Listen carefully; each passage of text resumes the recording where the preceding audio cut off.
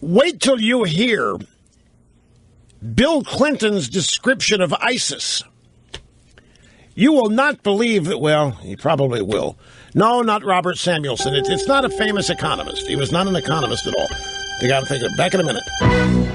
Okay, grab audio soundbite number 22. Here is Bill Clinton. This is yesterday in Washington, Georgetown University.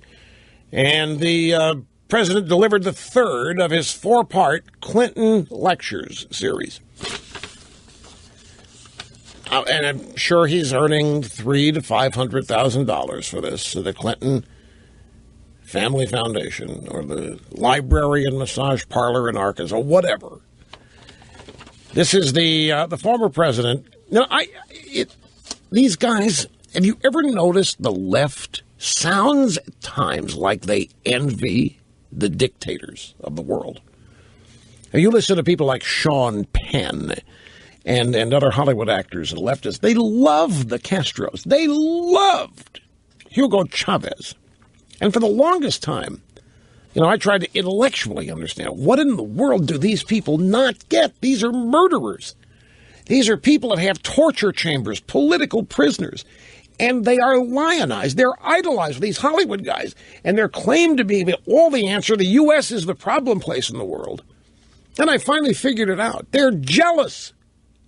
They're envious of the power that a Castro has. Obama's getting close. I mean, the U.S. Congress has abrogated so much of its constitutional power. It's amazing. It's not going commented on. Not nearly enough. Some people obviously are, but it's stunning the way the U.S. Congress is giving up its power to Obama. We know why, the fear and so forth, but that's for another time. This is Clinton during the third of his four-part Clinton Lectures series, talking about ISIS. You know who ISIS is? ISIS marches Christians into the Mediterranean or any body of water and drowns them or beheads them. ISIS are just flat-out murdering terror. Speaking of which, I was invited to the Time 100 this year because I made the Time 100 list some years ago. I think once you've made it, you get invited back.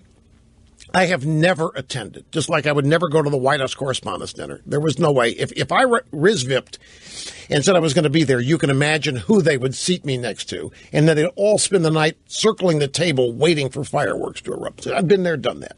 Not going to happen.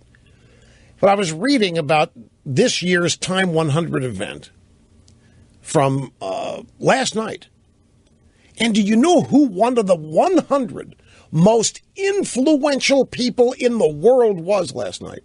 Was the woman, whoever she, not Michelle Obama, who came up with the Save Our Girls hashtag against Boko Haram in Nigeria.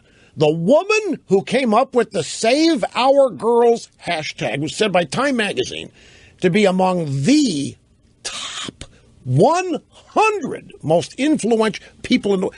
That hashtag accomplished diddly squat. Now, what made me think of that is Boko Haram, ISIS, Al-Qaeda. You know who they are. So listen to Bill Clinton describe them. Arguably the most interesting non-governmental organization today, which proves the importance of inclusion by its shortcomings, but is formidable, is ISIS. ISIS is a terrorist organization, an NGO, trying to become a state. When they go capture a place, they set up their own judicial system, they set up their own rulemakings, they set up whatever their social services are going to be. And the only thing is you can't disagree with them or they'll kill you, as we have seen. An NGO, do you know what an NGO is? A non-governmental organization like Fannie Mae. Fannie Mae and Freddie Mac are NGOs. Is a non-governmental organization. They're government, but they're not. And it's a broad definition. Doctors Without Borders, some people consider an NGO. But here's the entire, that's just part of the soundbite. And I'll do it in Clinton's voice. Now, arguably the most interesting non-governmental organization today, which proves the importance of inclusion by its shortcomings, but is formidable, is ISIS. Can somebody tell me what did he just say there? Arguably the most interesting non-governmental organization today, which proves the importance of inclusion by its shortcomings, but is formidable, is ISIS. ISIS is a terrorist organization. It's an NGO trying to become a state. That is, they don't recognize any of the boundaries of the Middle East as legitimate.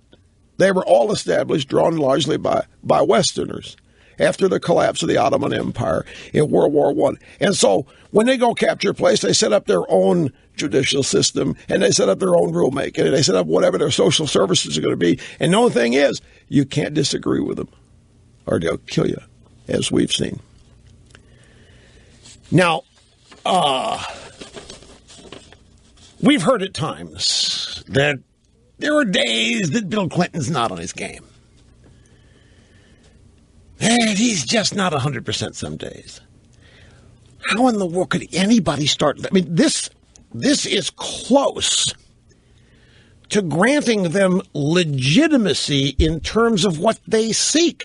Hey, they're just upset. These guys, they live there, and they were told what the boundaries are going to be by Western nations after the Ottoman Empire, and they say, hell with that. But they didn't have the chance to do anything about it. So they have to live in those boundaries they don't agree with, so they're just not accepting them. And they're running around, and they're killing people, and they're setting things up. They got their own judicial system. Man, I'd like to be able to do this. Is unstated. And you better agree with them, or they'll wipe you out. They capture a place, they set it back. I read this, and